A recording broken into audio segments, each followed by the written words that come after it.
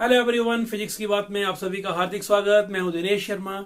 आज हम class 12th के चैप्टर नंबर 7 ऑल्टरनेटिंग करंट यानी एसी के बारे में बात शुरू करने जा रहे हैं। AC mean alternating current. Alternating current means कभी यहां कभी वहां, लेकिन उससे पहले बात करते हैं एक और करंट की, that is DC and that is called direct current. आप जानते हैं इसके बारे में, आप घरों में रिमोट यूज करते हैं, आप मोबाइल फोन यूज करते हैं, सब में जो बैटरीज होती हैं दे प्रोवाइड यू डीसी। और इस डीसी की स्पेशलिटी क्या होती है कि यदि आप टाइम के साथ यहां वोल्टेज का वेरिएशन देखें तो वो वेरिएशन कैसा होता है, that variation is like this. So in DC what we can see that with the passage of time the voltage does not change and direction remains constant. Voltage का या current का direction change नहीं होता है and magnitude remains constant. लेकिन एक और तरह का करंट होता है जिसमें इससे बिल्कुल डिफरेंट बात है। वहां पे यदि आप वोल्टेज का और करंट का ग्राफ ड्रॉ करते हैं तो मान लीजिए पहले वो जीरो से बढ़ना शुरू करता है, वो अपनी मैक्सिमम वैल्यू लेगा and then it will decrease and finally it will become zero.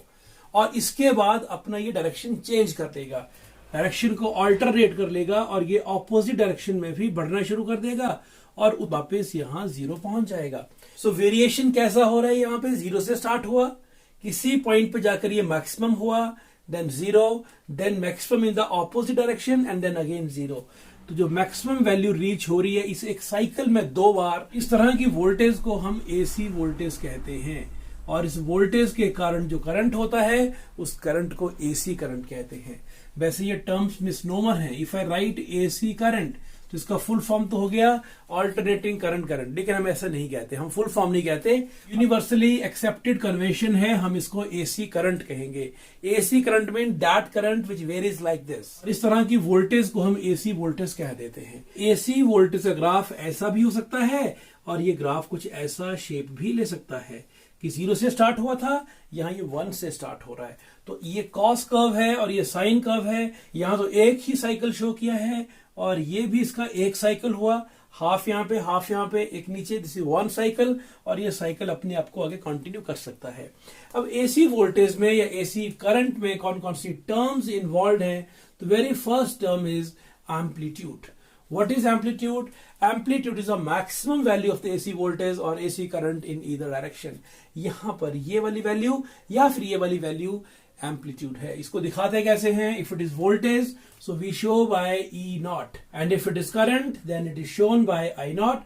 तो यदि ये वोल्टेज टाइम ग्राफ है तो इस वैल्यू को हमें कहना चाहिए this value is E not, right, ये वाली वैल्यू। और यदि आई हो तो इसका पीक वैल्यू, इसका मैक्सिमम वैल्यू आई नॉट होता है। So this maximum value is called amplitude, जिसको हम पीक वैल्यू भी कहते हैं या मैक्सिमम वोल्टेज या मैक्सिमम करंट भी कह सकते हैं। एक साइकिल में दो बार वैल्यू मैक्सिमम होती है, आप देख सकते हैं, एक बार एक डायरेक्शन में और एक बार दूसरी डायरेक्शन में। तो दूसरी टर्म है what do you mean by time period. Time period क्या होता है? Time period is a time taken by AC voltage और AC current to complete one cycle.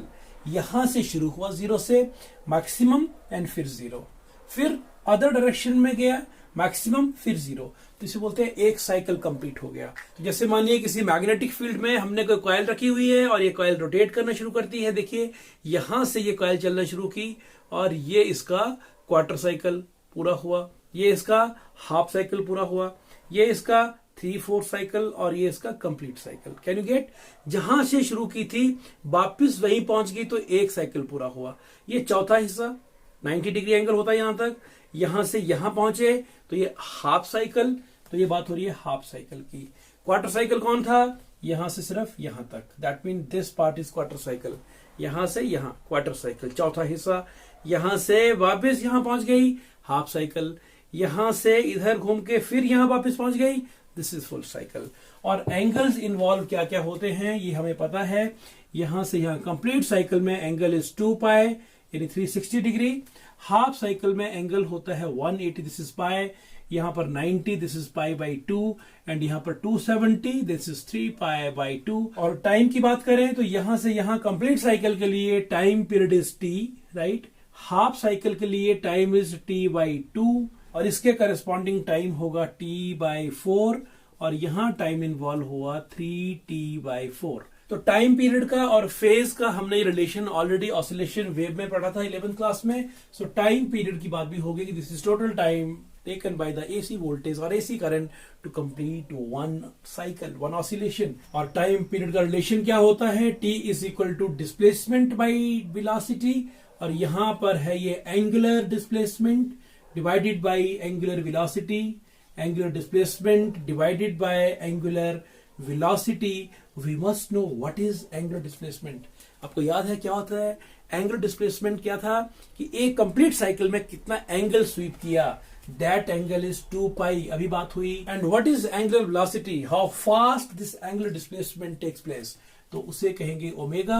So T is equal to 2 pi by omega.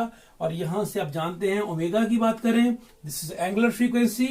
That becomes, इनको exchange कर दीजिए, this is 2 pi divided by T. And next term is what is frequency? Frequency होती है number of cycles per second. एक second में कितने cycle complete किए AC ने. जैसे इंडिया में frequency is 50 hertz. That mean India में जो एसी है ना, वो एक सेकंड में 50 साइकिल पूरे कर लेता है. इस तरह से यहां पर एसी की डिजाइनिंग की गई है. तो frequency is number of cycles per second, और फ्रीक्वेंसी का सिंबल इज एफ और nu. So mathematical relation for frequency becomes F is equal to 1 by t. और इस रिलेशन को यहां यूज करें तो angular frequency becomes 2 pi into 1 by t. 1 by t is f. This is 2 pi f or simply 2 pi nu. So this is basic idea about time period, frequency and amplitude. तो इस discussion को sum up करें. What is AC? AC के लिए condition क्या होनी चाहिए? किस तरह के करंट को AC कहेंगे? The conditions required for current or voltage to be AC. हम कब कहेंगे कि करंट या वोल्टेज AC है? जैसे हम इसको AC कह देते हैं, ये AC है. क्या ऐसी वोल्टेज को भी हम AC कह सकते हैं? देखना पड़ेगा. क्या इस वोल्टेज को भी AC कह सकते हैं?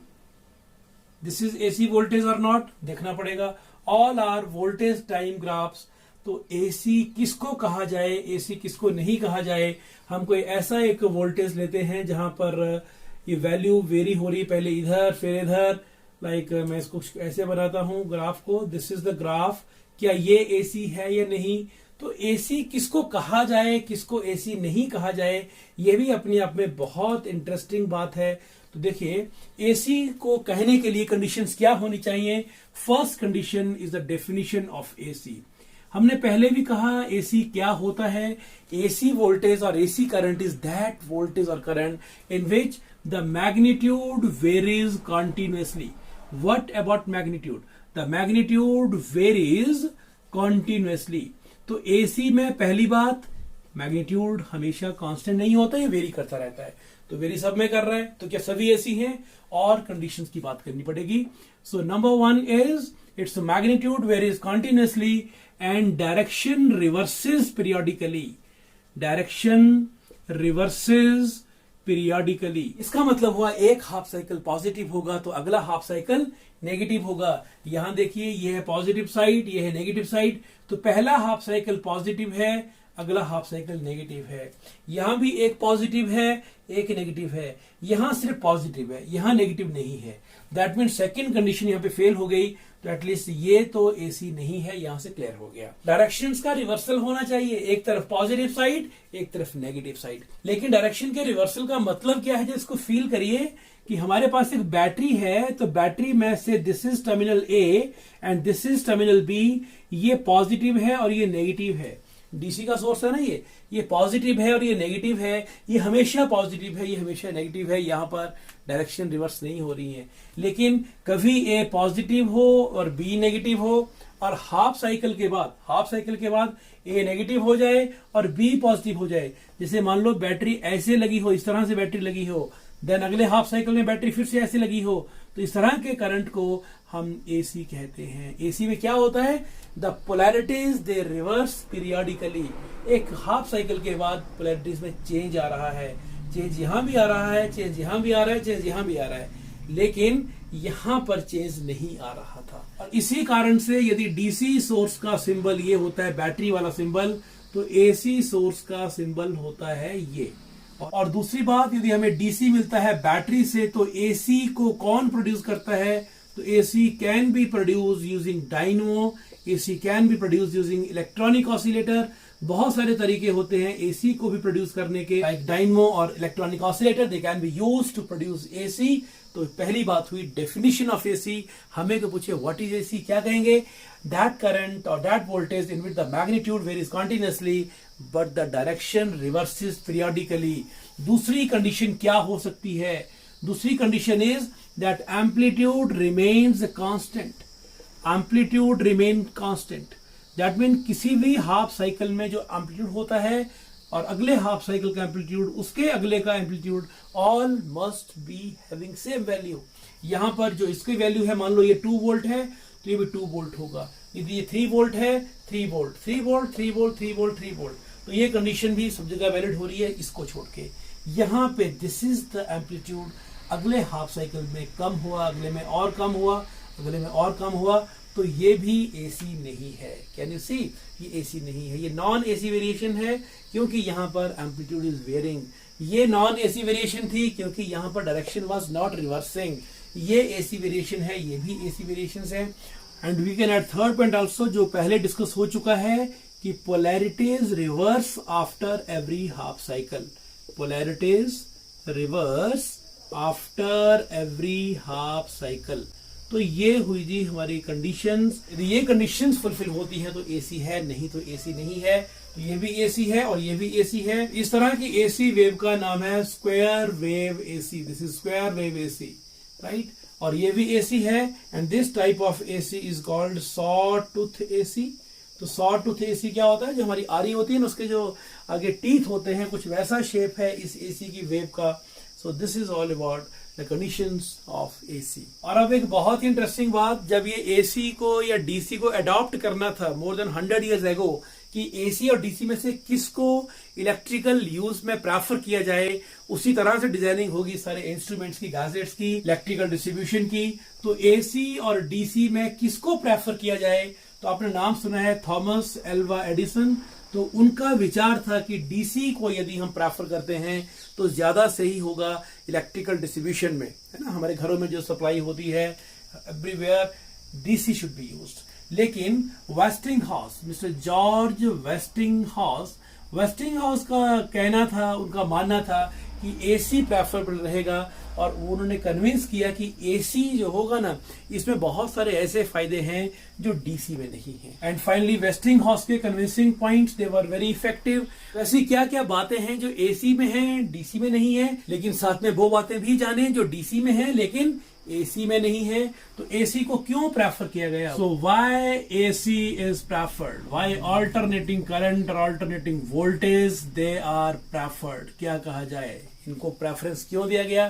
तो सबसे पहला पॉइंट, AC वोल्टेज को या AC करंट को स्टेप अप करना, इसकी वैल्यू को बढ़ाना और वैल्यू को कम करना काफी इजी होता है. ट्रांसफार्मर की हेल्प से we can easily do such things. तो AC को स्टेप अप करना हो, दोनों की बात कर रहा हूं मैं, वोल्टेज करंट की. अब कैसे कब कौन होगा वो बात की बातें हैं, लेकिन फिलहाल हम ये कह रहे हैं कि इनकी वैल्यूज को हम बढ़ा सकते हैं और जरूरत पड़ने पर इनकी वैल्यूज को हम घटा भी सकते हैं. This is easy to step up और step down AC voltage and AC current. और कैसे करेंगे वो? तो that can be done using transformer. Transformer क्या होता है ये आप जानते हैं और पढ़ेंगे भी इसी क्लास में. दूसरी जो स्पेशलिटी है AC की, that is that AC can be easily converted into DC using a very simple device which is called rectifier. And how DC is changed into AC? तो इसके लिए जो डिवाइस होता है that is inverter. आप देखते हैं हमारे घरों में इन्वर्टर लगे होते हैं. जब लाइट चली जाती है तो DC बैटरी में जो स्टोर्ड वोल्टेज होती है उसी को वो फिर AC में कन्वर्ट करता है. So inverter converts DC to AC, लेकिन AC को DC में कन्वर्ट करना बहुत इजी काम है. तो ऐसा नहीं है कि AC ही सुप्रीम है, DC के अपने फायदे हैं. जो काम DC कर सकता है वो काम AC नहीं कर सकता. DC की सबसे बड़ी जो स्पेशलिटी है वो है पोर्टेबिलिटी. आप देखिए मोबाइल फोन्स में DC यूज कर रहे हैं, टॉर्च, जितने भी हमारे डिफरेंट गैजेट्स आते हैं उनमें बैटरी यूज करते हैं, चाहे रिमोट है, चाहे कैमरा है, मोबाइल्स हैं, everywhere we are using DC. और इलेक्ट्रोप्लेटिंग को भी AC नहीं कर सकता. इलेक्ट्रोप्लेटिंग करने के लिए हमें डीसी चाहिए। दैट मीन्स एसी के अपने फायदे हैं, डीसी के अपने फायदे हैं, लेकिन इलेक्ट्रिकल डिस्ट्रीब्यूशन सिस्टम में एसी इज प्रेफर्ड, क्योंकि ट्रांसफार्मर का यूज करके it can be easily stepped up और स्टेप डाउन। दूसरी बात कही, it can be easily changed from AC to DC using the rectifier. और तीसरी बात हम ये कह सकते हैं कि electrical transmission of the AC is very economic. तो यूजिंग ओवरहेड वायर्स एसी को ट्रांसमिट करना काफी इजी काम होता है। So this is the basic discussion between AC and DC. And now it is very important to see that AC voltage की और AC current की मैथमेटिकल फॉर्मुलेशन कैसे की जाती है, इसकी इक्वेशन क्या होती है। So next is equation for AC voltage. Equation कैसे लिखी जाती है, इसका मतलब क्या होता है, बेसिक टर्म्स आपको पहले पता है।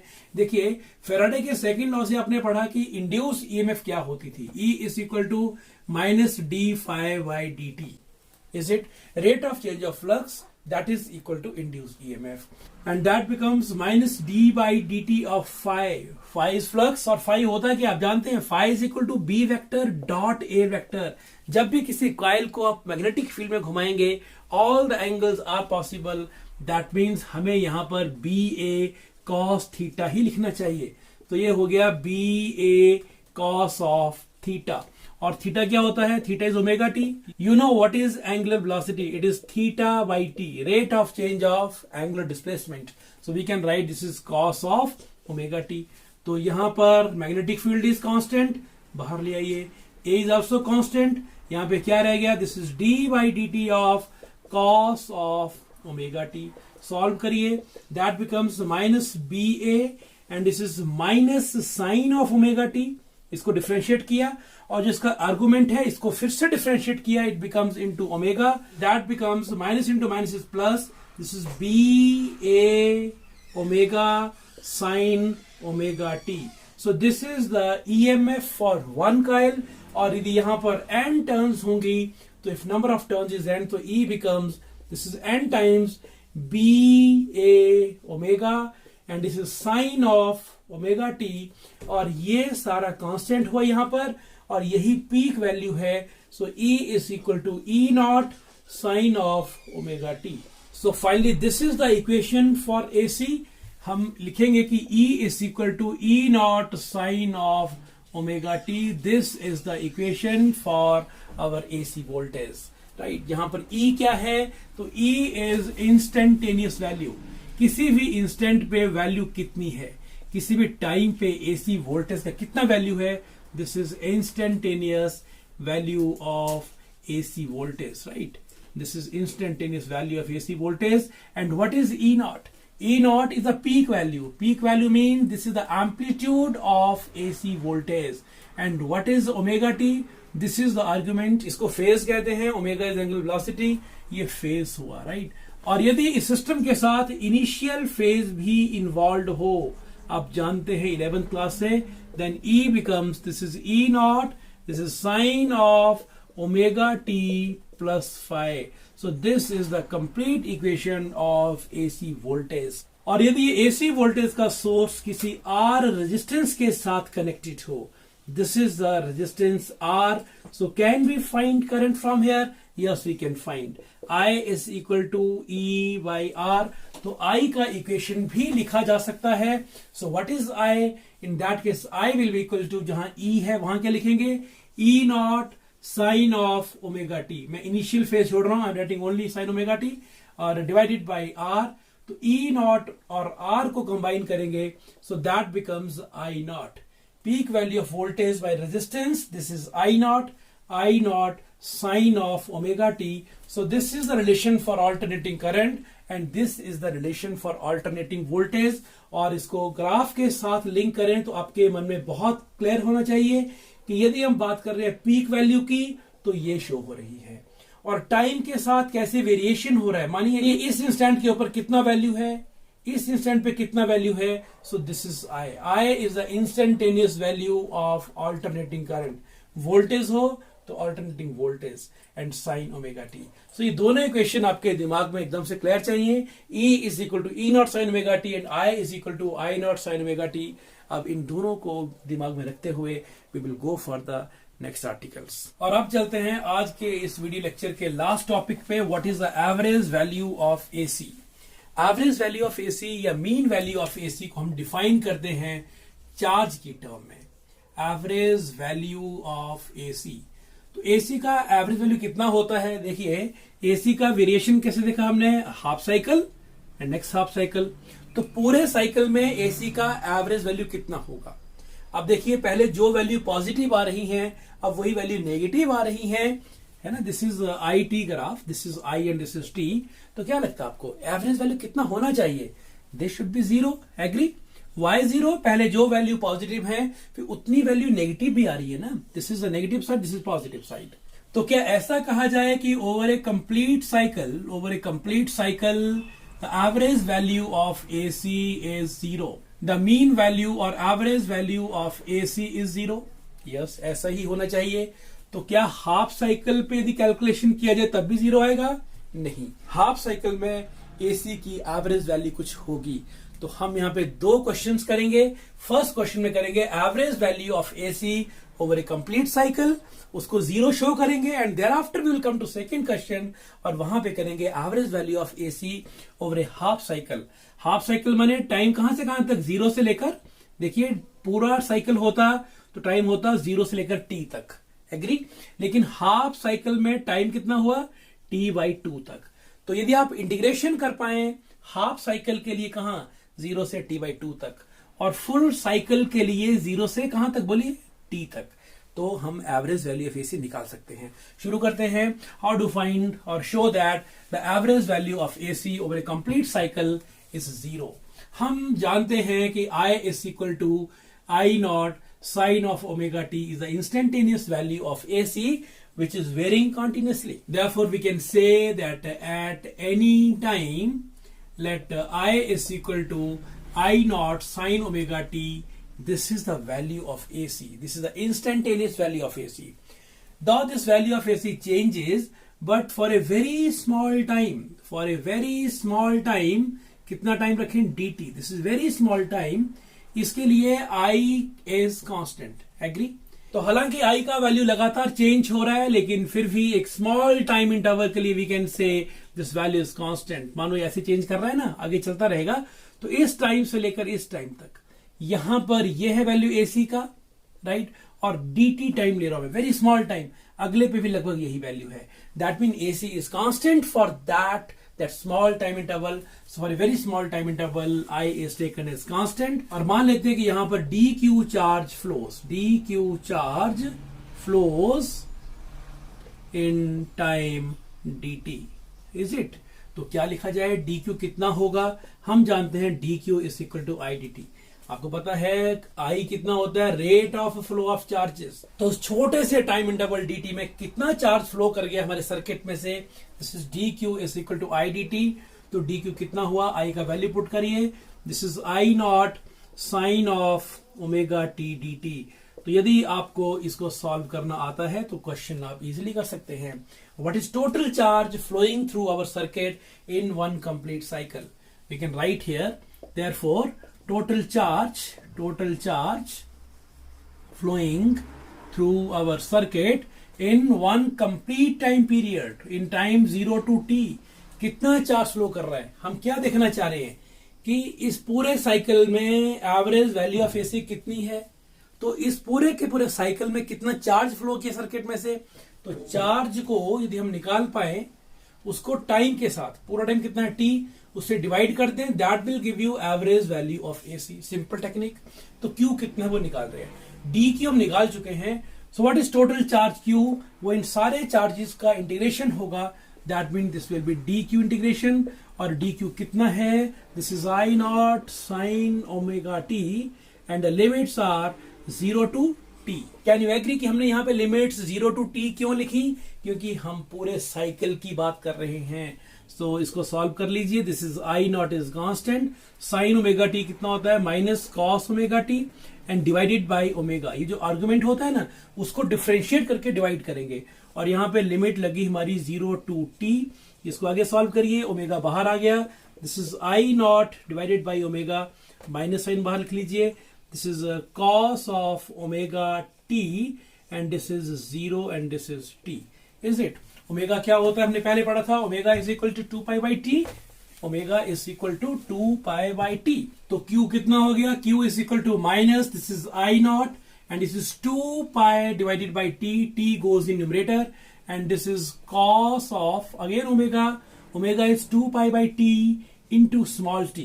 ये capital T is for the time period and small t is for that instant जिसके ऊपर बात की जा रही है, for the instantaneous value. This is 0 to t. Again it becomes minus I naught t by 2 pi and this is cos of, पहले t की जगह ये जो वेरिएबल है ये रखेंगे value capital T, then minus 0 आएगा यहाँ पे, तो cos ऑफ 2 पाई, जब कैपिटल टी आएगा तो t by T gets cancelled, minus sine and cos, और जब यहाँ 0 आएगा this is cos 0 and that becomes minus I naught t by 2 pi. तो cos 2 pi 1 minus cos 0 is also 1. It becomes 0. That means total charge which is flowing through our circuit is 0. So I कितना हो गया? What is average value of current? AC कितना हुआ? This is Q by T, 0 by T. That means this is 0. So average value of AC over a complete cycle is 0. अब ऐसा ही calculation करते हैं for the average value of AC over a half cycle. So the last article for today is average value of AC. Average value of AC for half cycle. AC को आप capital से small से जैसा भी लिख सकते हैं, कोई दिक्कत नहीं. Over a half cycle what is the average value of AC, लेकिन पहले डिफाइन करें व्हाट इज एवरेज वैल्यू, किसे कहा जाता है. हालांकि हमने इसका डिस्कशन कर लिया, लेकिन इसको डिफाइन करते हैं कि व्हाट इज एवरेज वैल्यू. तो एवरेज वैल्यू ऑफ AC को हम डिफाइन करते हैं चार्ज की टर्म में. आप जानते हैं AC में वोल्टेज लगातार चेंज हो रही है. This is AC voltage, right, and this is our time. लेकिन DC वोल्टेज होगी तो दिस इज DC वोल्टेज. यहां पे वेरिएशन नहीं हो रही है. अच्छा, मैं आपसे एक बात पूछता हूं, क्या एवरेज वैल्यू ऑफ AC जो होगी वो भी वेरिएबल होगी कि वो कांस्टेंट होगी? मैं किसी चीज की वेरिएबल, एक डेटा की मैं एवरेज वैल्यू निकालता हूं. मान लीजिए आपके हम स्कोर्स की बात करते हैं, एक सब्जेक्ट में कुछ और है, दूसरे में कुछ और, तीसरे में कुछ और, तो वो तो वेरी कर रहे हैं ना. लेकिन मैं कहता हूं उसका आपका एवरेज वैल्यू कितना है. तो average value will be some fixed value, agree. Average value will be some constant value, agree. यानी AC की एवरेज वैल्यू को हम DC से लिंक करके देखें तो शायद बात आसान हो जाएगी. तो क्या लिखी जाएगी बात? Average value of AC is that value of, और दैट फिक्स्ड वैल्यू, तो मैं लिख रहा हूं कि that value of DC, that value of DC which sends the same amount of charge, which sends, पर लिख लें फिर इस बात को डिस्कशन कर लेते हैं, which sends the same amount of charge in given time as this AC does. यानी गिवन टाइम में हमारा जो AC है वो सर्किट में जितना चार्ज भेजेगा Q, उतना ही चार्ज DC का जो वैल्यू भेज दे, उस DC की वैल्यू को AC की एवरेज वैल्यू कह रहे हैं. उस DC की वैल्यू क्यों? क्योंकि वो DC की वैल्यू मतलब फिक्स्ड वैल्यू. DC बोलने का इतना ही मतलब है कि फिक्स्ड वैल्यू है. तो क्या कहा जाए? Average value of AC is that value of DC which sends the same charge through our circuit, same amount of charge through our circuit. ऐसा भी आप लिख सकते हैं, in the given time as this AC does. Is it? यानी पूरे के पूरे साइकिल में, चाहे वो हाफ साइकिल हो चाहे वो फुल साइकिल हो, उस टाइम में हाफ साइकिल होगा तो टाइम हुआ T/2, फुल साइकिल हुआ तो टाइम हुआ T. उस टाइम में जो वैल्यू DC का, जो फिक्स्ड वैल्यू जितना चार्ज भेजेगा वोल्टेज की या करंट की, उसी वैल्यू को हम एवरेज वैल्यू कह देंगे, राइट. अब इसके लिए एक मैथमेटिकल एक्सप्रेशन करते हैं जो कि आपने ऑलरेडी किया है, थोड़ा सा उसमें चेंज आएगा बस. कहां पे? लिमिट्स में. आप जानते हैं अभी हम कर रहे हैं ओवर ए हाफ साइकिल, तो लिमिट चेंज कहां से होंगी, कहां तक? 0 से लेकर T/2 तक. पिछले आर्टिकल में it was from 0 to T. अब ये वाला पार्ट हम ओमिट करेंगे. तो शुरू करते हैं. Again we can write that let at any instant I is equal to I naught sine omega t is the instantaneous value of AC, and we write here that let for a very small time dt the value of current remains constant.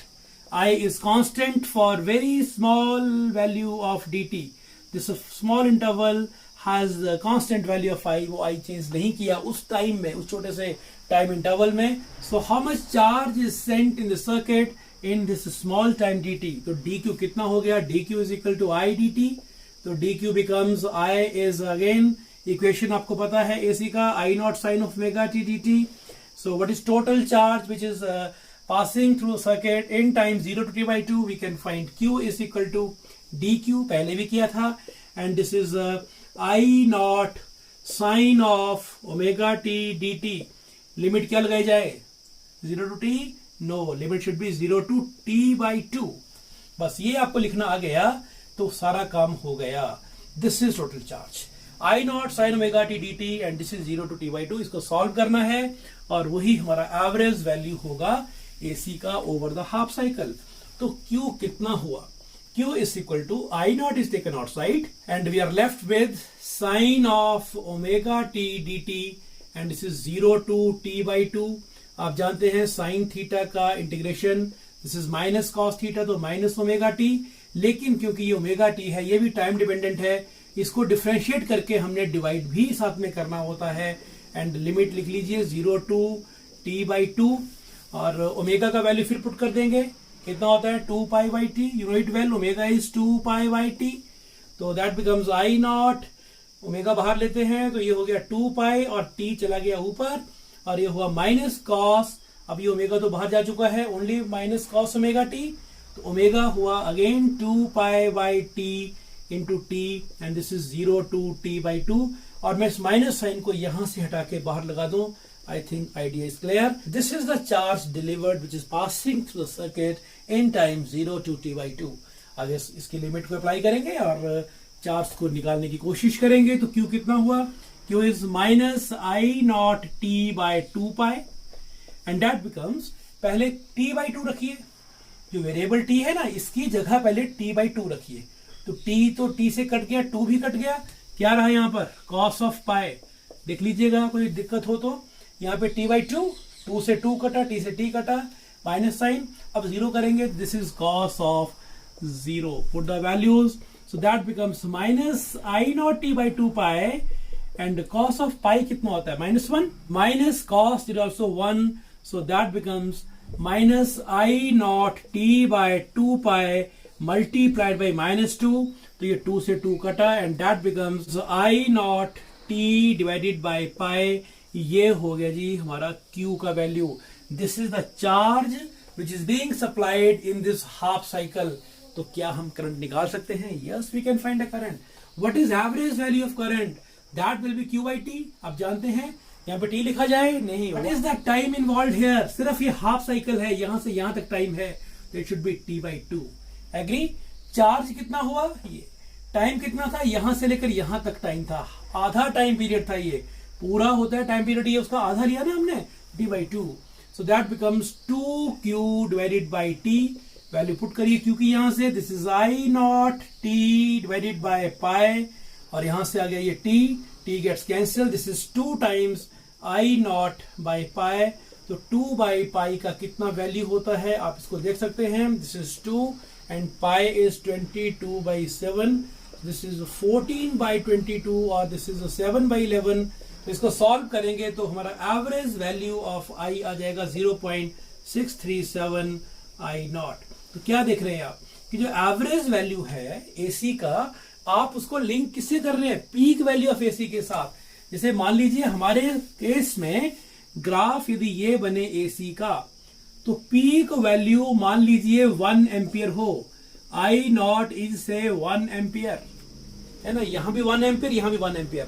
Obviously हम ये कह सकते हैं यहां पर कि 0 value था, यहां पर बढ़ना शुरू हुआ, फाइनली यहां पर पहुंच के ये वैल्यू हो गया 1 एम्पियर.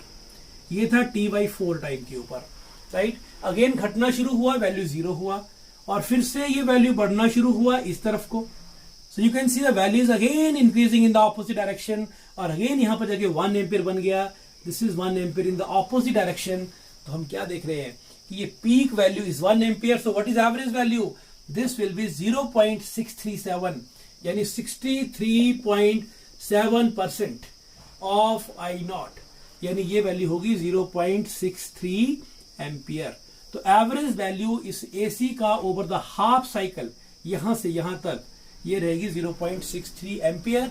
दैट मीन ये लगभग हुआ 0.5, ये हुआ लगभग 0.6। तो एवरेज वैल्यू यहां कहीं स्टैंड करेगी इस केस में when the AC is averaged over the half cycle. और हमें यदि average value of AC voltage निकालनी हो, बहुत इजी काम। हमने अभी क्या किया, what is I average? I average is 2/पाई आई नॉट। ओम्स लॉ से हम जानते हैं V is equal to I R. यहां हम V को लिख रहे हैं E। यदि E एवरेज होगा तो E average is equal to I average into R. यदि पीक वैल्यू है तो E naught is equal to I naught into R. तो क्या किया जाए, आई एवरेज को क्या लिखा जाए, this is E average divided by R is equal to 2/पाई। And what is I naught? I naught is E naught by R. Agree? R cancel हो गया, so E average is equal to 2/पाई into E naught. So average value of AC voltage is again 2/pi times the peak AC voltage, and that becomes E average is equal to 0.637 of E naught. So should we say that the average value of AC voltage is again 0.637 of the peak AC voltage. लेकिन examination में जितना पूछा हो उतना लिखा जाए। यदि हमें एवरेज वैल्यू ऑफ AC पूछा जाए तो पिछली स्क्रीन तक, और average value of AC voltage पूछा जाए तो हम साथ में इसको भी ऐड कर देंगे। So this was all regarding the basic idea of AC. आपने आज सीखा कि एसी क्या होता है, इसके फीचर्स क्या होते हैं, और एवरेज वैल्यू ऑफ एसी के बारे में हमने कंप्लीट डिस्कशन किया। उम्मीद है आपको हर चीज क्लियर हुई होगी। तो मिलते हैं बहुत जल्दी नेक्स्ट वीडियोस में एसी के नए टॉपिक्स के साथ। Please take care.